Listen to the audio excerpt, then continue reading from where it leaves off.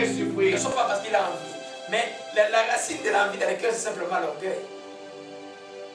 Amen. Et l'envie, c'est parce qu'il va avoir pourquoi? Pour être meilleur et pour se comparer aux autres, pour dire aussi, ah, moi aussi, si c'est moi aussi, j'ai acheté une voiture comme les tiens. Hein? Et puis quoi? Gloire à Dieu.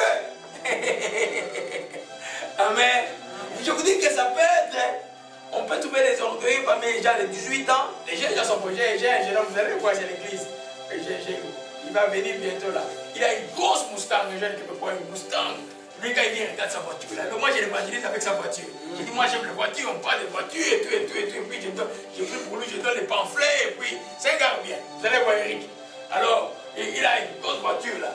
Lui, il vient d'abord, il préfère observer sa voiture que de rouler avec.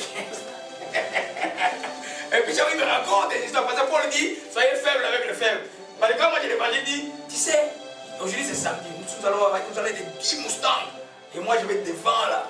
Mais je suis un gars sérieux, mais il me faut peut-être. Tu vois que tout le monde a l'envie là dans ce groupe-là. Qui a la meilleure voiture Mustang? C'est la voiture réformée là. Hein? Qui a? Oui, c'est ça le mot. Mais nous, on doit s'attendre ainsi. Tu ne dois pas envier. Si tu sens l'envie dans les cœurs, vite ce soir là, demande pardon. Alléluia. Amen. Parce que quand il y a de l'envie, oh, c'est fini. Ça n'a pas de fin. Tu vas envier tel. Parce qu'on ne peut pas tous avoir les mêmes choses. Et Dieu ne nous paye pas tous de la même manière. Alléluia. Amen. Amen. Ah, ok. On va terminer par le tout dernier, l'obstination. L'orgueilleux est têtu. Amen. Quand quelqu'un est orgueilleux, il est têtu. Il est obstiné. Amen. Parce que la réprimande, lui, n'aime pas. Amen. Alors quand tu vois, vous êtes ensemble, quelqu'un qui est obstiné, je ne parle pas de la persévérance de quelque chose de bon. Je parle, même si la personne voit la mort avant, il y a des gens qui meurent sans même demander pardon parce qu'ils sont pleins d'orgueil. Il est obstiné. Parce qu'il croit, par exemple, demander pardon, c'est comme se diminuer. C'est comme perdre la valeur. C'est pourquoi nous devons habituer nos enfants à demander pardon dès qu'ils sont très très jeunes. Pour que ça devienne un mode de vie. On ne peut pas toujours être parfait. Alléluia. Amen. Alors je suis revenu sur cet enseignement tranquillement pour nous montrer les choses que vous pouvez voir, nous pouvons voir en nous ou dans la vie des autres pour les aider. Parce que quand quelqu'un veut te voir, quelqu'un m'a appelé il y a quelques jours. Frère, moi je dois te mourir. Comment c'est les choses ne marchent pas chez moi? J'ai vu des livres d'un Nigérian. Je crois que tout ça c'est moi. J'ai dit, mais les Nigériens, qu'est-ce qu'ils donnent comme solution? Oh non, mais c'est ça qui dit tout ce que tu nous dis. Alors, en priant pour ses frères, l'Esprit a dit, l'orgueil. L'orgueil. Il dit, frère, l'Esprit a dit ton problème c'est l'orgueil. Amen. Je crois que les frères s'est répandu tellement la nuit que sa femme m'a appelé le matin pour remercier Dieu. C'est la première fois que j'ai reçu une prière d'encouragement aussi sérieuse de quelqu'un. La personne te bénit au téléphone pendant 3-4 minutes. Elle n'avait pas béni que je l'écoute, mais elle a laissé une prière de bénédiction à mon égard. Et ce matin-là, j'étais comme en guerre. J'avais quelque chose qui m'avait tourmenté toute la nuit. Le matin, quand je suis arrivé, c'était comme une bombe qui a refroidi mon cœur. Et qui m'a donné le courage. J'ai quitté là-bas, je suis allé prier pour un jeune homme qui était devenu au moins possible à quelques kilomètres de Montréal. Et les choses se sont bien passées. Alléluia. Amen. Alors ces choses-là, mes bien-aimés, quand vous êtes incrédules, quand vous murmurez, quand vous ne demandez pas pardon, quand vous avez de l'orgueil dans le cœur, quand vous avez l'esprit de division, quand vous désobéissez à Dieu volontairement, et quand vous priez en dehors de la volonté, si vous priez, je vais dire en lingala, c'est pour malheur, vous perdez le temps. Vous perdez le temps. C'est pourquoi les enfants disent devenons intelligents. Ou notre Dieu est réel, ou il n'est pas réel. Si nous n'arrivons pas à recevoir ce qu'il a promis, entrons en nous-mêmes. Dis Seigneur, montre-moi ce que je dois changer pour te plaire. Si tu as mon orgueil, tu vas entrer et dire, mais Seigneur, je reçois l'enseignement sur ça. Dans quel faire je suis. Tu vas te repentir, c'est des esprits, tu vas les chasser. Si tu chasses un démon en toi, les démons n'ont pas de pouvoir de rester en toi parce que c'est toi qui les chasses. Moi, je peux venir chasser les démons, mais tu peux les récupérer à la porte. Les frères a chassé ces esprits. Dis, viens, dis-moi, toi, tu es mon ami. Moi, je n'ai rien à faire. Mais si c'est toi-même qui chasses, partout tu es, non, je ne veux plus de toi, les démons vont aller loin. Alléluia. On a beaucoup adoré l'Esprit, nous avons là pour l'adoration. Rapidement, dans les 5 minutes qui restent, après avoir vu des blocages de la prière, Dieu nous laisse pas en vain. Dieu nous montre aussi les choses que nous devons faire pour que notre prière soit efficace et puissante. Amen. Une de ces choses, c'est ce que nous avons fait ce matin ici. Amen. La louange et l'adoration. Amen. Quelqu'un qui sait louer Dieu et adorer Dieu rendra ses prières courtes et efficaces. Amen. Notre Seigneur qui est l'exemple de nous qui était en communion avec le Père tout le temps. Chaque fois qu'il a fait un miracle, il a simplement rendu grâce. Les prières courtes. Quand il a chassé les démons, il a dit, démon, toi tu pars, c'est fini. Alléluia. Mais il ne nous a pas laissés orphelins. Par le Saint-Esprit, nous pouvons avoir une vraie vie de louange. Amen. De ne pas permettre les murmures, les choses venir nous encombrer la tête, demeurer dans la louange tous les temps. Alléluia. C'est un entretien. Alléluia. Ça va faire de ta prière une prière efficace. Amen. Rapidement, nous allons dans Ephésiens chapitre 5. Amen. Ephésiens chapitre 5.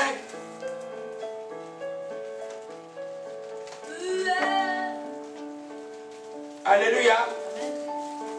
Verset 18 à 20. Amen. Seigneur, mais tu peux nous lire cela haute voix.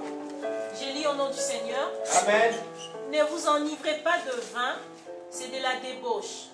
Soyez au contraire remplis de l'esprit. Entretenez-vous par des psaumes, par des hymnes et par des cantiques spirituels, chantant et célébrant de tout votre cœur le louange du Seigneur. Rendez continuellement grâce pour toutes choses à Dieu le Père, au nom de notre Seigneur Jésus-Christ. Amen. Amen. Rendez continuellement grâce. Quand tu rends continuellement grâce, ta vie est pleine de louanges et de bonnes de joie. Amen. Et ça, c'est que tu n'as pas de problème. Tu as des problèmes. Mais tu rends grâce. D'abord parce que Dieu dit tout comprend bien ce qu'aime Dieu. Tu rends grâce parce que tu veux commencer à louer Dieu, quoi qu'il t'écoute. C'est ce qu'on appelle les sacrifices de louange. C'est un sacrifice réel. Tout autour de toi ne semble pas donner la joie. Mais toi, tu loues Dieu. Amen. Chaque prière sérieuse commence par une vie de louange. Pourquoi le modèle de notre Père dit que ton nom soit sanctifié. Tu commences toujours par louer ton Dieu. Prenons le temps sérieusement de louer Dieu. Alléluia. Quand on prend ce temps sérieusement que nous louons Dieu de tout notre cœur, ça peut être un seul chant. Ça peut être 2, ça peut être 10 comme vous voulez. Mais si vous le faites avec votre cœur et vous prenez ce temps sérieusement de louer Dieu, vos pétitions, vos requêtes, vos supplications vont être entendues. Pourquoi? Amen. La réponse est dans le psaume 22, verset 4. Alors, il y a le psaume 22, verset 4. Psaume 22, verset 4. Alléluia. Je lis, pourtant tu es le saint qui cherche au milieu de louanges d'Israël. Amen. En toi se confiaient nos pères, ils se confiaient et ils étaient délivrés. Ils criaient à toi et ils étaient sauvés. Ils se confiaient à toi, ils étaient point confus. Amen. Pourtant tu es le saint qui cherche au milieu de louanges d'Israël. Amen. Quand il y a de louer Dieu, comme aujourd'hui avec de nouveaux chants que nous avons lu, tu sens que la présence de Dieu, il se passe beaucoup de choses. Amen. Dieu est là à cause de louange. Maintenant, c'est le temps, quand tu as fait ça dans ta prière personnelle, quand tu arrives à cet état-là, essaie de demander. Amen. Tu vas voir que les choses vont arriver. Amen. Alléluia. Un des ingrédients, l'ingrédient principal d'une prière sérieuse, c'est le louange. Dans le louange, il louange, adoration et action de grâce. Alléluia. Amen. Alors, en d'autres termes, les louanges, les psaumes que Dieu nous a donné, l'Esprit nous a donné au début de la prière, c'est quand on tourne vers le regard, on est rayonnant de joie. Une des manières de tourner vers le regard, c'est de le louer sérieusement. Alléluia. Amen. Quand tu le loues seulement, ton esprit, tes pensées, tout ce qui dit, regarde Dieu, regarde la gloire de Dieu, alors tu vas sentir que Dieu est en toi, manifestement, parce qu'il est déjà en toi. Alléluia. Dieu sied au milieu de louanges de son peuple. Alléluia. Amen. Amen. C'est pourquoi quand quelqu'un vous dit qu'il ne faut pas louer Dieu aujourd'hui, là, il faut faire attention. Amen. Prenez le temps de louer Dieu. Exercez-vous principalement. Amen. Tu loues Dieu. Tu peux avoir comme une sœur joue le piano. Tu peux être chez elle et frappe les notes. Elle chante Dieu, elle est au ciel. Amen. Moi, si je connaissais Dieu comme elle, mais je ne dormirais pas. Amen. Mais Dieu ne peut pas tous nous donner la même chose. Mais est-ce que j'ai envie de sœur Pascal parce qu'elle joue le piano? Non. Amen. Vous comprenez, mes bien-aimés? Donc, quand tu commences à louer Dieu à ce niveau-là, tu vas voir que ta prière sera courte et elle va être exaucée. Alléluia. Amen. Amen. Amen. Donc, que ce soit quand tu es dans les tourments, dans une prison, on termine par là. Tu es dans une prison. Amen. Alors, on appelle dans Acte 16, verset 24 à 26. Acte 7, verset 24 à 26. On parle de Paul et Silas qui étaient arrêtés à cause de l'évangile. Et puis on les avait donné les 39 fouets. Et les 39 fouets, là, c'est pas n'importe quoi. Hein. Les frappes ici, là, ça s'arrache dans ton dos, là. Hein? C'est très dur. Les enfants de Judy, jour où moi j'aurais pu avoir ces 39 fouets ici au Canada. Si la GECO, si vous nous avez permis ça, c'est bon. Ils collent un peu la tête de l'enfant et puis. Bon. Amen. Hein? On a eu ça quand on était enfant. Mais Paul a été frappé, blessé. Tu as déjà blessé.